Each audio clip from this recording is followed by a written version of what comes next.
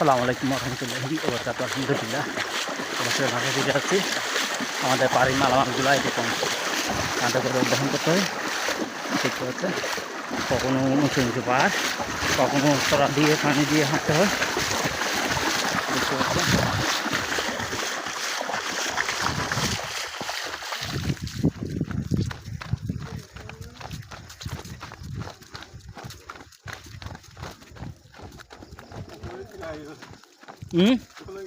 এগুলো আজও কলা গাছ লাগাইনো লাগাইম যে জংফলা মাঝি তো আগে সেন্টিং সান মেরে দিলাইনো বুঝো, সান মেরে দিয়ে রে ঠিক কলা লুকুনি মিডিও দুম লুকিলে তারপর এগুলো গাছ লাগাইম যে দেখা বর্ষা কমে বুঝো লাস্টে লাগাই বেলাই চিন্তা তারা করে জিরে